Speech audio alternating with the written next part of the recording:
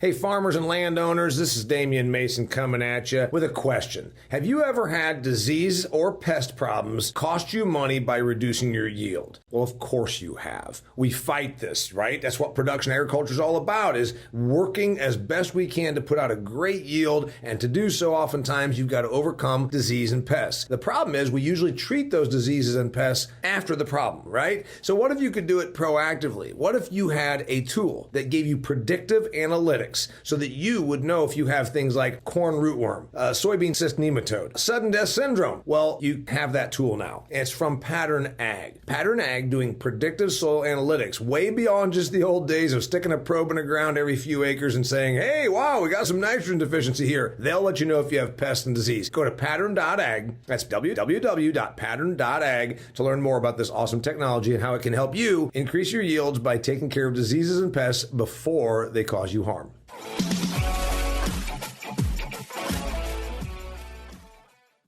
Well, greetings and welcome to another fantastic episode of the Business of Agriculture. Today we're talking about crop inputs, ag retail, all the stuff that gets put on America's fields and even Canada's fields, because I know we have some listeners up there, Canada. And we're going to talk about how the future of that looks. You know, we buy a lot of stuff. We put it on our fields. We are changing our mix of stuff, less chemistry per acre, more dollars spent per acre because these inputs are going up and now they've come back down a little bit. We also have mergers, consolidations at the farm level and at the ag retail level and at the manufacturer level. How will this impact the industry? What does the future look like? I've got two experts that have been in the ag inputs biz their entire career. I've got Galynn and I've got Brian Waugh. They are both with Agroliquid. Agroliquid's a past client of mine. I said, hey guys, why don't you come on here and share your wisdom and outlook. So first off, about your company, you're not one of the big six, which now became the big four.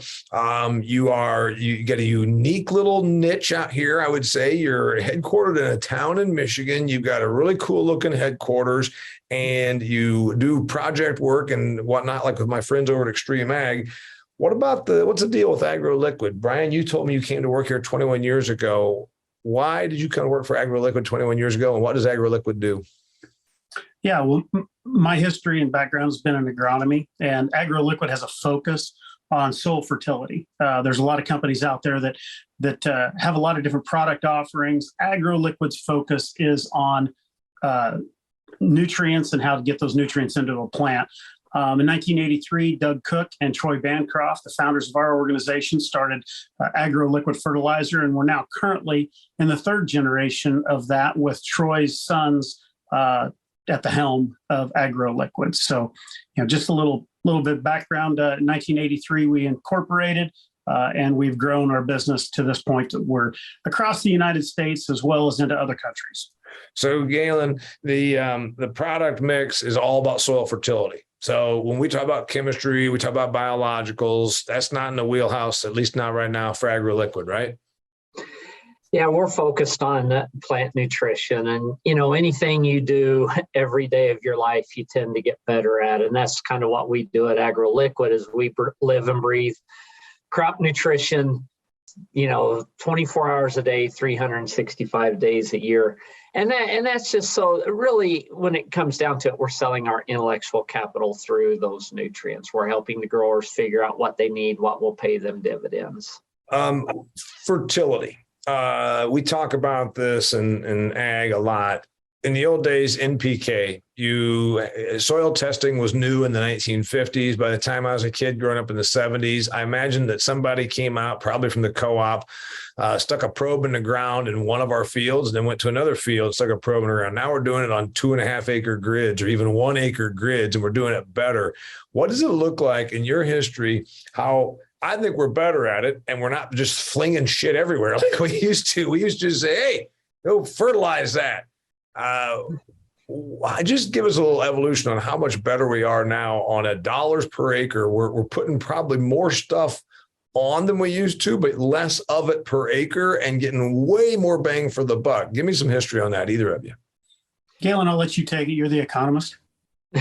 Well, I think there's always a perception that farmers are out there just putting all this fertilizer on because we can, and it's got to pay back, Damian, that. And so to your point on the soil test is we learned that, okay, if you're just going to apply nitrogen, phosphorus, and potassium, sometimes you get those things out of balance and maybe the plant luxury consumes those. We found that those additions of those more subtle nutrients like zinc and manganese and iron, they actually get in there and they can leverage your results that you get from that N, P, and K. So over time, that transition is, wow, I don't need 1.3 pounds of nitrogen to produce a bushel of corn. Some guys are down to 0.6. I mean, that's probably the low side, but the point is you had these other things that were limiting before to that nitrogen. All of a sudden, you don't have to over apply that nitrogen. And soil tests are helping us do a better job of that. It's remarkable. You just gave a big spread there that we used to think we had to put 1.3 pounds of nitrogen on for every bushel. Is that what the conversion you just gave us? That's correct. And we can actually do half of that. And because we have everything else in balance. So again, as we always point out, we're actually using less resource per calorie produced. And is that because we just added other stuff? Because you don't sell nitrogen per se. When I buy a tanker truck full of dry fertilizer, that's not what Agroliquid sells, Brian. If I said I want a train car full of dry fertilizer and fling on my alfalfa field, you'd say can't help you, right? That's correct. And to your point, that reduction in use rate, a same pound of nitrogen is going to produce a pound of corn. All right, we've understood what the removal rate of that is for a crop. The problem with it is you go out and apply a nutrient, there's other things that affect the ability of that plant to see and utilize that nutrient. So what we're able to do and what Galynn's talking to by utilizing other nutrients to enhance the uptake of a nutrient or the utilization of that nutrient into the plant, that's what Agroliquid specializes in. So being able to take some of those environmental aspects that make a nitrogen or a phosphorus inefficient, if we can make that product more efficient, we can apply less material and get more bang for our buck or ROI on the dollar spent. So if I buy an Agroliquid product, Galynn, what am I buying? It is nitrogen. It's not nitrogen. It's not this dry stuff that I buy by the tons, right? Right. We don't have single nutrients, like just a UAN that's only nitrogen with a bunch of zeros after it or things like that. We have contained within our nitrogen product other nutrients that are going to help it perform better. So you get the sulfur, some zinc, some manganese, and iron. You get so that you're building chlorophyll in that plant, so it's using the energy that it gets from the sun more efficiently, which helps it use nutrients more efficiently. And when I just described, flinging these tons of stuff out there, your stuff comes in a little jug. It's not like I'm not handling this in bulk like dry fertilizer.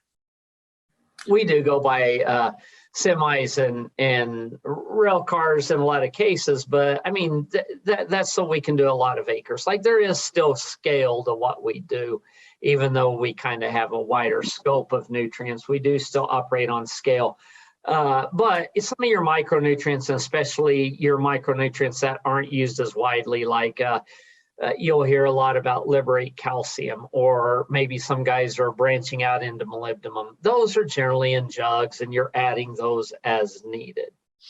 Most of your stuff goes on at planting time, and then you also have stuff that goes on and gets dropped next to the plant after it's emerged, right? Correct. Yeah, that's the other thing that we try to do is, use some chelating processes that, I mean, believe it or not, when you're applying fertilizer, it's that spoonful of sugar sort of, because fertilizer can be harmful. You go out and plop down a large amount of dry fertilizer and get some heat, you're actually going to put that plant in stress. So we do some things, the way we chelate actually makes it safer for that plant to consume those nutrients so that you don't induce stress in the process of feeding it. I want to talk about products. And the product mix has changed. We use more stuff. My involvement now with Extreme Ag has taught me about boron and calcium and zinc and molybdenum and the ones that you just already talked about. What are we talking about with all this stuff, and when did it come about? I mean, in the old days, you just went out and flinged out your macronutrients. When did we start getting better about realizing you can use less macronutrients If you have these trace mineral or these trace nutrients in here, micros, you'll get a big, huge bang for your buck. When did we start figuring that out? It's the same time frame as we started going from open pollinated corn to hybrid corn. Guys started realizing that there's technology that we can use out there to get better yields, more consistent yields, and better performance. So as we've progressed over the years, guys that have found out that there's a Liebig's law of minimums. So I can put all the nitrogen out there that I want to. I can put all the phosphorus out there, potassium. But if it's boron that's limiting my overall ability to maximize the potential of that crop, I have to have a little bit of boron put into that mix. So I think over the years, just research, trials, and shooting for higher yields. But it's changed, in my opinion, in the last decade. Am I right about this, Galynn? In the last decades, when we started saying, because who the hell ever thought, yeah, man, you just got to get some zinc and throw it out there, or, sulfur. Yeah, you kind of hit your own plateaus and that 200 bushel the acre mark in corn. Everyone sat there for a bit until someone busts that. And it's like breaking the 4-minute mile. Oh, what are the little things we got to do to do that? And we started discovering, oh, wait, we didn't even test for zinc before on a soil test. And now I got a response from it. Maybe I should actually test my fields to see if it's in there. I have no doubt that the first, kind of the pioneers of these outlier nutrients were probably talked about at the coffee shop and how out there they were. Now it's mainstream because you filter through all of those nutrients and you start finding which ones. It takes someone doing that. You work with Extreme Ag, and it takes guys like that, doing 8 foliar applications in a day that say, hey, 5 of them worked, 3 of them didn't, whatever. And that's how you kind of start measuring and having some sort of basis for a grower to make a decision on. Brian, you were an independent agronomist or working for someone else for 5 or 6 years. You've been with this company for 21 years. Before I hit the record button, I said, I want to ask you about biologicals. They look like the next iteration in ag, but I also was a kid when somebody was driving down the main street in my hometown of Huntington, Indiana for a parade advertising biologicals. And I said, what is that stuff? And my dad said snake oil. And that was 45 years ago.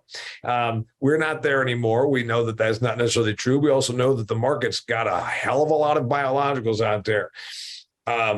Give me your take on the biological space. Yeah, I personally think from the standpoint of soil health, soil biology is extremely important. There is a lot of different biological strains out there that we know have specific attributes that are going to benefit. Bacillus subtilis, Bacillus amyloliquefaciens. You can go down a whole list of them. The issues are finding out which ones are going to be most successful in your field. And one of my, historically, we've had biologicals have a year or two of great success, and then all of a sudden they kind of lose some revenue from that standpoint of ROI. And then another one comes along and it's the hottest thing. What we have yet to figure out, I think, as an industry is exactly what we need by field type, by soils, in order to maximize that. But you just talked about how we weren't using micronutrients in the past and we are today. Do I think it's the wave of the future? I think that there's a lot of play in biologicals in the future. Do we understand them fully now? I don't believe we do. So we're going to continue to work on that as an industry. Galynn, you're a tick higher up on the chain there at Agroliquid. So answer me this. You don't do chemistry, you do fertilizer. You don't do biologicals now. Are Agroliquid's future going to involve biologicals? You're closer to the CEO's office than Brian is. That's why I asked you. Do you put your ear to the wall when he's on conference calls and say, "Oh, Agroliquid biologicals"? Well, I will tell you this: we will do them if there's value in them, and so we will vet them, and we will be comfortable that we can recommend them in a way that provides value. I think and this, Damian, you've been out and kind of been in some fields with us and things. We like to see that consistency that Brian talked about there. And if there's been an enemy to biologicals, you can get a biological to do something great and it gets you excited. the problem is it's easy to go overgeneralize that to everyone, and then everyone doesn't see it, and then your dad calls it snake oil. Yeah. And that's how you arrive at that. So if we're going to introduce them, it's not going to be a snake oil. It's going to be that we understand where they're needed and that value they're going to provide to that group. There's a reality also about repeatability, about consistency. It's one thing to go out and have a huge flash, and then flash in the pan, in other words, but can you consistently and repeatably do that? Because now you're talking about a lot of money. It's one thing to experiment with something and it's, a $10 experiment per acre. And you're like, okay, we're going to try this on a small trial, but do you start going crazy with that? The big six, and I'm talking about Dow, DuPont, BASF, Bayer, Syngenta, and who am I missing here? Oh, Monsanto. They tied up about what in the last 5 to 10 years and became the big four. There's a lot of consolidation that happens in agriculture. Agroliquid's kind of its own little player out here. You didn't become part of the big four. Do you guys benefit from being on your own, or do you get hunted all the time? Is there somebody trying to buy you all the time? What's it like being in this sort of, I don't know, independent niche, if you will?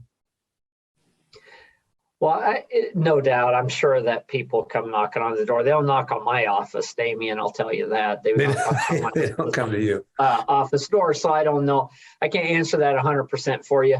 But the reality is a lot of companies of ours have been absorbed into some of those bigger companies. So I'm sure those conversations have taken place. But to us, you can see that consolidation might benefit some things from a scale standpoint. But I think what you're going to find in a lot of these, and you see it in genetics and corn, and we see it in crop nutrition, is actually you leverage your intellectual capital and your products by localizing those more. So I can make a case that fertilizer should not be scaled, that this thing works across all of the United States. It should be more localized, that here's what works in California in the San Joaquin Valley. Here's what works in Ellsworth, Kansas. And they might be different. And some things just can't be scaled. I actually can make a case you're going to get more value by the way we're interacting with that grower. Brian, I'm going to give you I think that's cool, because you're saying you can localize what the results are and then give a better prescription by being in a more nimble. Would you say it because of nimbility? Nimbility, that's not a word. You're more nimble. Flexibility. Yes, we have the flexibility of moving at a little faster pace. When you talk about the big four and they want to make a change, it's going to take them. They got to get 400 people to sign off on it before they can kind of make a change in their technology or this, that, and the other. We have the flexibility because of the size of our organization to be a little more flexible and reactive to what the market allows us to do. I'll use it for instance, and I'm Miracle Grow. Miracle Grow is in every Walmart store out there, or whatever retail you like. Sure, right. I want to use it to grow my tomatoes or whatever. Yeah. So the same Miracle Grow that is used in Iowa, is that the right blend of nutrients that are needed in California? Or we have the flexibility to take our products and formulate them for a geography, especially when it comes to the fact that you've got areas of high rainfall and you've got areas of very arid climates. Mm-hmm. They change in their needs. So we have that flexibility to do that. But we're going to go on, so I got lots and lots of stuff for you. But before we move on, we've already mentioned it twice, and I want to mention it for the people that are listening to this podcast. If you like what we're doing and what we're talking about here, make sure you check out the work we're doing over at Extreme Ag. In fact, we're doing trials for this very company, Agroliquid, but we're doing trials for a lot of companies, and we're also talking to progressive, success-minded, business-oriented, forward-thinking farm operations from throughout North America. And by checking that out, you'll see what's happening in farms North America that are leading the pack. So go to Extreme Ag. There's no E on the front of it. It's just the letter X, extremeag.farm, and check out all the cool stuff. I've released over 100 and some 120 videos and podcasts over there. So go check it out if you want to know what's happening in agriculture. Even if you are not a farmer, you will benefit by seeing what we're doing over there. Consolidation of the big companies. seems inevitable because we are in a mature industry, as it might be called. Also, there's consolidation at the farm level. In the 1930s, as I wrote in my book, Food Fear, in the 1930s, we hit peak farm. I think it was 8.2 or 8.5 million farms in the United States. Now there's 2 million farms, but of that 2 million farms, only about 174,000 of them farm more than 1,000 acres. In other words, Agroliquid's customer base is really about 100 to 200,000 business entities in this whole country. And probably in Canada is probably more like 20,000 or so up there. This consolidation thing is interesting. Your take on what it means for you, Galynn. Yeah, I still see opportunity for us in there. As you get consolidation, you have fewer and fewer customers. So they obviously have some leverage. And they're obviously going to try to use that. But I'll tell you what, if you're good at your job and you're providing good value to those guys, these guys, the larger they get, also the more irons they have in the fire, the more tractors they got to think about buying, the more folks they got to recruit to come work on that farm, which isn't easy. They are not going to have the ability to think about each individual aspect of that. And that's where I see opportunity for someone like Agroliquid and our sharp guys in the field can go in there and kind of fill that void for them, and gives you a good opportunity to form that strong relationship, almost partnering with that guy. If you can prove yourself to be trusted, even though they have leverage, you will have some leverage as well, because you can fill in some of those gaps that they may not be getting filled in themselves. Brian, that's a very good answer, Galynn. And in fact, that's what my advice would be if anyone asks me. These larger operations will have a bigger bat to swing. They get more courting, they get more calls, they get more, everybody and their sister bangs on their door, they get invited to more events. But if your product stands on its own and you know what the hell you're doing, you then align yourself as their business partner who can be trusted to take hassles off of their shoulders and provide them solutions that are profitable. And I guess that would be my 5-second sales training motivational speech to anybody that you hired. Brian, you're in the field more than Galynn even. What do you think? I think you hit it straight on the head. That is where we find our position in the market. As I said before, you've got a lot of individuals out there that have to know a little bit about a lot of different aspects. You take a farm manager, they have to know a little bit about a lot of the farm. Right. But can they be experts on soil fertility? Can they understand every new product that comes to the market?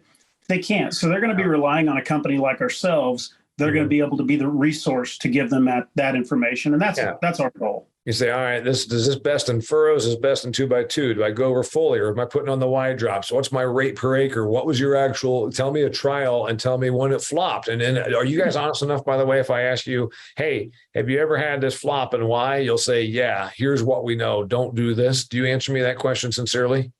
Absolutely. In fact, we've got win rates. That's one of the things that our company does and spends a little time with is figuring out, okay, well, we get a win rate. Where did we get the win and where did we get the loss? That sometimes the loss is more important than the win. Where not to position something. I've got a question for both of you. I'll start with Galynn. I'm going to be speaking on September 14th in Kansas City to your resellers, your retailers, the people that sell your product on to me, the farmer. And I'm going to be talking to these people. And a question that I've gotten and a question that you're going to get, isn't ag retail going to die because of the Amazon effect? Tell me why. Whoever got the best answer for this. Is ag retail going to die? Brian, you talked about it before we even went live, so go ahead. Yeah, I personally don't feel like I think there's room in the industry for all of those types of businesses. The guys that are buying stuff, like you say, on the Amazon, the internet type of purchases. But ultimately, the growers are looking for resources. They're looking for resources in knowledge, in being able to position products. Let's be honest, things don't work perfectly every time. Who's going to be there to go out there and help them assess what happened, what they need to do different in the future? And when you're buying something on the internet, it's pretty difficult to find that individual to get a hold of. Galynn, I'm going to stick with this because I know that you're going to send this episode out to all of the people that are going to be at that Kansas City meeting, and I look forward to meeting them. And again, I'm not being mean. I'm just posing the devil's advocate, or more importantly, I'm re-asking a question that I get asked. Is ag retail for grandpa? Is ag retail where grandpa went and drank coffee at the co-op or at the at Bob and John and their Blue Flame? They is it the old days, or is it still going to be the future? I can make a case both ways. You could, and I think you will see some Amazon type selling of some products. I'll tell you though, where I think it doesn't go that way for us. And for our attendees at that conference have to take this to heart as well, as fertilizer is nearly 20% of a corn farmer's investment that goes on that acre. When he is making that significant of an investment, it's not like buying a drill off of Amazon or a TV off of Amazon. This is an economic decision. Right. Where does my $200 investment return me money, and does it continue to return at that pace at $250? He will seek advice from crop consultants, from trusted nutrition advisors. And yes, might he go to the internet as, a reference as to where the price of things are? Sure. But that doesn't mean he's going to hold you to that price. If you're demonstrating that you can show him that you can help him be more profitable, he will allow you to make a profit from that. He's willing to pay for that. I've fashioned it, and again, and I know that they're going to be listening to this before I'm on stage, and in no way am I was an intern for DuPont. That's about my experience with ag retail. I think there's going to be ag retailers that decide that they are simply a conduit and a warehouse. There's going to be others that become experts on agronomic consultation, and there's probably going to be some that become experts on business partnering, if you will. But certainly, the landscape is and has to change from what it was in the old days when you went to the co-op and get yourself a chocola out of the. Am I dating myself? A chocola for 20 cents out of the pop machine. Anyway, he definitely did. What makes Agroliquid's product different? And I don't want you to pitch me. I just want you to tell me this, because I'm going to start off by saying this. Brian, you're the guy out there in the field. We already heard from Galynn about retail. We don't make him the bad guy twice in a row. Fertilizer is fertilizer. Chemical valence or chemical. I can look the same argument. Corn syrup is different than other sugars. I'm like, I don't know. If you look at them from a chemical equation, it looks to me like fructose is fructose, sucrose, glucose. Is fertilizer. I will tell you, from a nutrient standpoint, a pound of nitrogen is a pound of nitrogen once it's into the plant. What we do different, your question was what makes Agroliquid successful and what makes us different from other fertilizer sources out there. What we do is take some of those chemical reactions, some of those environmental inefficiencies, and we take care of them at a manufacturer's standpoint. The thing that we do different than a lot of other companies is we take and pay attention to what can have a negative effect on that nutrient moving into the plant. So how can we be more efficient at the nutrients that we're applying? Is fertilizer just fertilizer, Galynn? No, and to build on Brian's point there, it's not, because you can leverage that nutrient to do more. We've already talked about earlier in this podcast, we're doing it already. Yeah. And so every company and what we focus on is making sure that we're getting that nutrient out there in a superior fashion. In other words, neutralizing some of the elements that work against it in that soil, but also adding some of those little things that make it work better when it's in the plant. In the future, aren't we going to use less of everything per calorie or bushel produced than we do currently, because we're going to get better at the genetics and get better at the research and get better at the timing and get better at the understanding of the soil?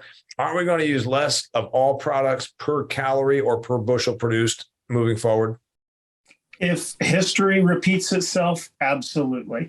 I mean, you're looking at what we're doing right now. Galynn spoke to it earlier. We moved from 1.2 pounds of nitrogen per bushel of corn to some guys are using down to 0.6 pounds of nitrogen.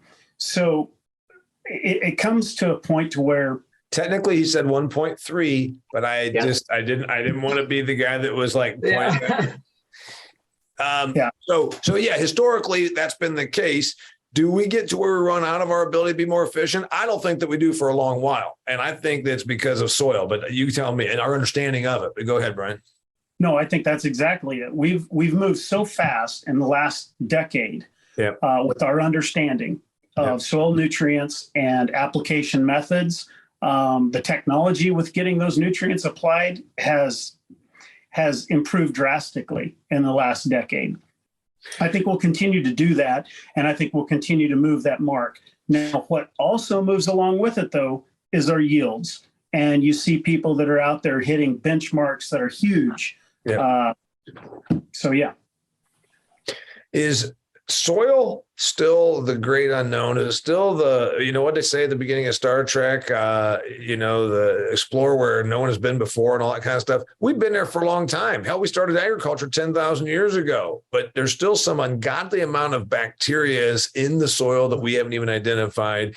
And we're just now 10,000 years into the agricultural evolution, figuring some stuff out. Galynn, isn't soil really where all the cool stuff's going to be figured out in the next couple of decades?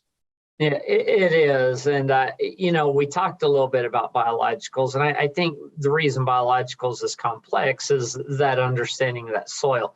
Maybe there's a microbe in that soil that really isn't functioning that should be, or maybe we're starving it to death because we haven't added something as simple as copper or nickel or cobalt. I don't know, maybe it's something that we figure out over the next decade or whatever. We're kind of focused on what microbes do we add to the soil, and that may be the answer. But to your point is there's so much we don't know, because we might discover, oh wait, all those guys are out there. What we're not doing is giving them the right diet so that they can give the plant the right diet. So I think we just have a lot to learn over the next several decades. Does that excite you, Brian? Because it excites me and I'm not a pure soil geek. I know you got agronomists. I work with them. Molly, she's a handful. Stephanie, agronomy person. I wanted to be an agronomist, and it was just a little too much on the science for me. So I can almost geek out on this, but I kind of get excited about the future because I put it in my book. I really believe that the best practices of organic meet the best practices of conventional with some of the concepts of regenerative, and they all work together. They'll never agree, and the zealots from each will never, ever agree, but we're going to keep finding these practices or findings from some of this and keep combining them into a better snowball. Am I right about that, Brian? Can you imagine being the first guy to no-till? the first guy that went out there and said, I'm not going to put that plow in the ground. Right. I'm going to just go ahead and plant. And look to where we're at today. That one practice has changed the way that we farm in a lot of country. I think that continually changes as we move forward. We learn more about the soils. We learn more about the biology. We learn and get better at application methods. There's certain things out there that just over time we will get better at. High-speed planters are going right now. There's just things that we're getting better at as we go farther into this. What are we getting worse at, Galynn? We talk about a lot of stuff we're getting better at. Are we getting worse than anything? Well, we're getting worse at, assuming that we can just plan today and get it tomorrow. And I'm kind of referring a little bit here to how the supply chain has worked. We did get accustomed to make a decision today, act on it tomorrow. And this hurt you guys because you are inputs, and your inputs are coming from all over. We have a global economy, and all of a sudden you couldn't get what your customers needed. And your customers never had experienced when they couldn't just pick up the phone and have what they wanted tomorrow. Is that what I'm hearing? Yeah, that's what you're hearing is complacency.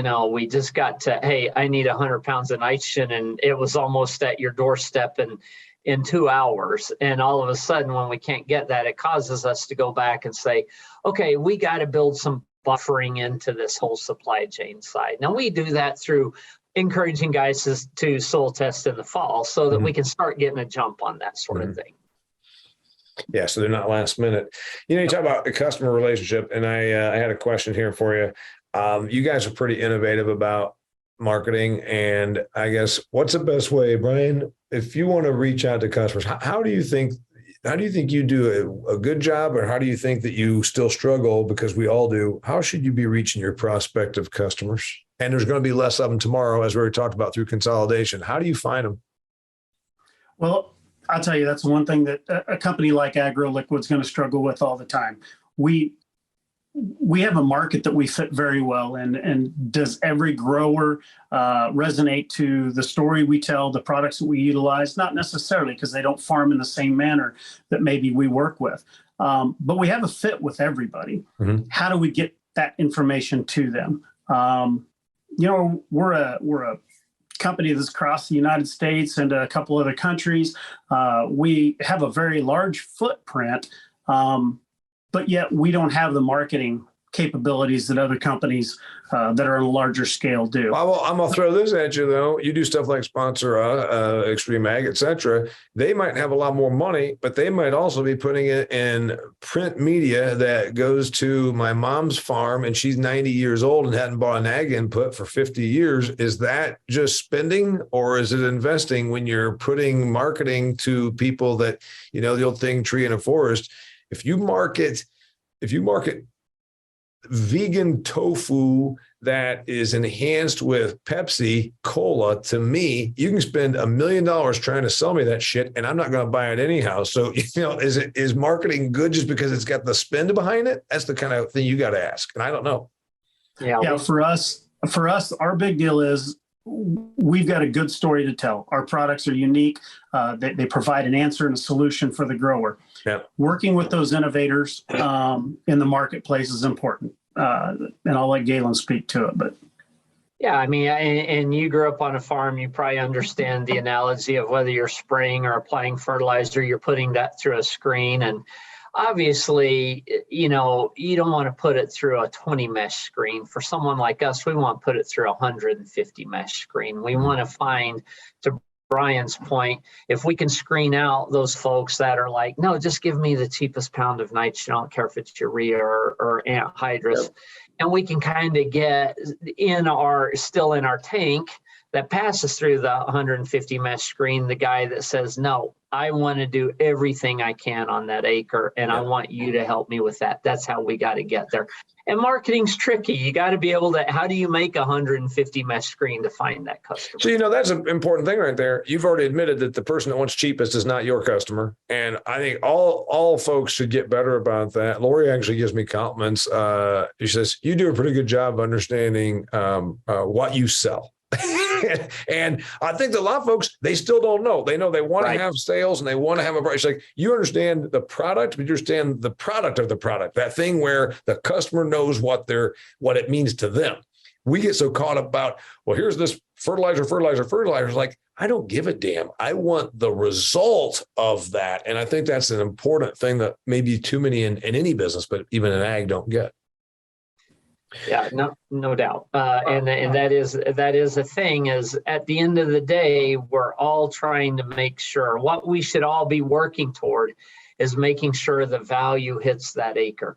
Because if that acre is profitable and that grower is profitable, the grower will never complain about your price if he feels like you did something that puts more money in his pocket than you took out of his pocket. And that's what you have to that you have to be focused on. Yeah, when you make your customers money, then it becomes a lot easier relationship for you. What did we not cover here, Brian, that we should have when it comes to the whole ag inputs? We talked about the ag inputs industry. We talked about the business. We talked about everything from that standpoint. What did we miss? Anything? The only thing that I'd leave you with is the fact that Agroliquid is an innovative company. We're always looking at opportunities. What's the next widget coming down the pike? How can we make zinc more efficient? Those are the things that Agroliquid focuses on. We only work with crop nutrients. And I think that there are companies out there, as you look at chemistry companies, that's what they do. We stick to what we do, and we want to stay in our lane. Well, don't you think that what it really boils down to is if you're big and commodity, or you're nimble and the next thing. You're nimble in the next thing, or you're colossal and commodity. Galynn, am I saying that right? Yeah, I think you're right. You're either scale or you're scope. We tend to be more in scope. And, I think when you hit that, you're going to be talking to a lot of our folks in Kansas City. And the thing that our guys probably get tired of hearing me talk about is, look, if you don't want to be bypassed if you don't want guys treating ag like Amazon, you got to invest in the elbow grease. When they're in Kansas City, they have to have that desire to learn how to make molybdenum work better, zinc work better, nitrogen work better. And fortunately, there's a lot of people that just don't want to go to that bother. So for those people that are willing to go to that bother, then there's still that profit to be made. Yeah, there's opportunity. The worst of all worlds is when you're not big enough to be scale, and you're too lazy but small to be nimble. And then all of a sudden you're that's right. You're kind of hung there. I still want to milk 40 cows, but I don't want to do it with organic, and I don't want to bottle it. I don't want to have a special story. I'm like, well, you're going to compete with the 4,000 cow dairy that is going to outbuy you on every input by about 30%. And then all of a sudden you have no margin. Same thing. Hey, that's Brian Waugh and Galynn Beer with Agroliquid. We talked about the ag retail, ag inputs, all things agricultural inputs in the future. They're pretty smart dudes. What do you know? Anyway, I'm going to be, if you happen to be working with this company at that September 14th event in Kansas City, I'm going to be there. I'll be the kickoff 8 a.m. presenter talking about the Asians impacting agriculture. That is words that end with Asian and are going to be impacting our industry for tomorrow and the next several years. Thanks for being here, guys. Thanks for having us on, Damian. You bet. Thank you. Thanks, Brian. And you know what? In case you're not watching this, because most of you are listening, Brian's got a really cool office with cool Western artwork and my 2 old bumper stickers from years ago from a conference that I did for him, Agriculture Because Starvation Sucks. Now, true now as much as it's ever been. All right, till next time. Thanks for being here on The Business of Ag. Hey, thanks for being here. This episode of The Business of Agriculture was brought to you by Pattern Ag. You've heard me talk about Pattern Ag because I think it's a pretty cool concept. New technology that allows you to predict the problems you're going to have and therefore treat them before those problems cost you money. What kind of problems am I talking about? Pests and disease. Things like cordon rootworm, sudden death syndrome, cyst nematode, and a whole bunch of other bad things that happen out there in the field that can cost you money. Guess what? Pattern Ag will let you find out ahead of time if the disease or the pest pressure is there, and therefore you're treating it before it costs you any money. What a great concept. Go to pattern.ag, that's www.pattern.ag, to learn more about their product, their technology, how it can make you money, save you yield, and also where you can find a rep that can come out there and do the work for you. Pattern.ag.